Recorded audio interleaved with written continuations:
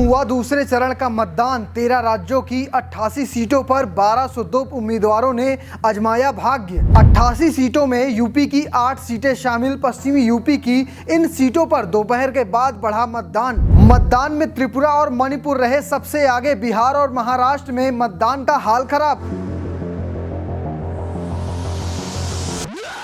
दुनिया के सबसे बड़े लोकतांत्रिक महोत्सव की शुरुआत 19 अप्रैल को ही हो गई थी। आज इस महोत्सव में दूसरे चरण के लिए मतदान हुआ। दूसरे चरण में 13 राज्यों के मतदाताओं ने 88 सीटों पर उम्मीदवारों की किस्मत पर फैसला कर दिया है।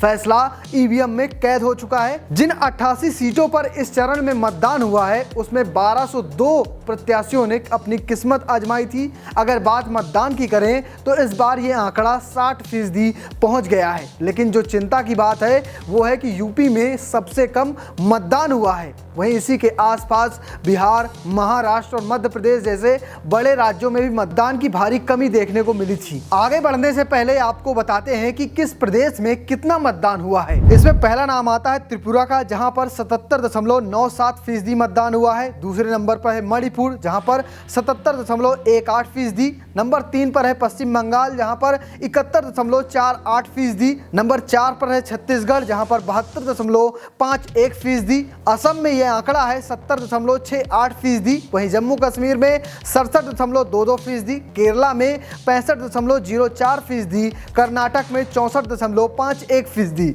अगर बात करें राजस्थान की तो राजस्थान में 59.97%। अगर मध्य प्रदेश में नजर डालें तो मध्य प्रदेश में है 55.32%। बिहार में है 54.17%। महाराष्ट्र में 53.17%। वहीं यूपी में सबसे कम 53.12%। यानी ये दिखाता है कि यूपी में सबसे कम मतदान हुआ है। यूपी में कम मतदान होना कई राजनीतिक पार्टियों के लिए चिंता की बात हो जाती है। अभी तक के आंकड़ों के अनुसार त्रिपुरा की पूर्व सीट में सबसे ज्यादा 78.35% मतदान दर्ज किया गया था। वहीं सबसे कम मतदान मात्र 45.94% वोटिंग मध्य प्रदेश की रीवा सीट पर हुई थी। हालांकि ये आंकड़े जब चुनाव आयोग अपनी तरफ से पूरी तरह से जारी करेगा तो थोड़ा बहुत बदलाव हो सकता है, लेकिन मुख्य रूप से जो मुख्य निर्वाचन अधिकारी जिले के होते हैं उनके अनुसार यही आंकड़ा अभी तक प्रस्तुत किया गया है। जिन सीटों पर आज मतदान हुआ है उन सीटों पर 2019 में कुल 70.9% वोट पड़े थे और इन 88 सीटों पर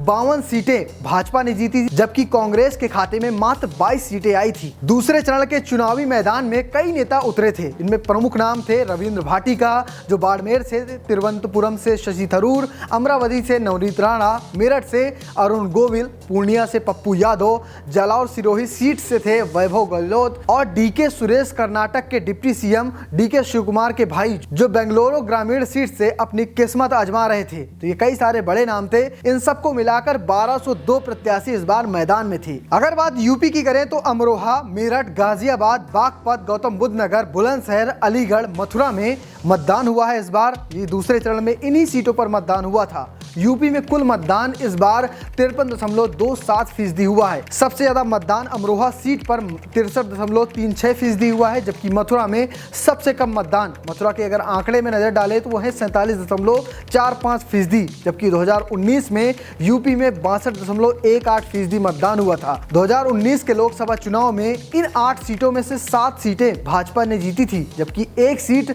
अमरोहा सीट वो बसपा के खाते में गई थी, जहां दानिश अली ने जीत दर्ज की थी। तो ये थे दूसरे चरण के मतदान के आंकड़े। तो फिलहाल आपको क्या लगता है इस दूसरे चरण में कौन सी पार्टी भारी रहेगी? कमेंट बॉक्स में जरूर बताना और पेज को फॉलो करना, चैनल को सब्सक्राइब करना बिल्कुल मत भूलना। धन्यवाद।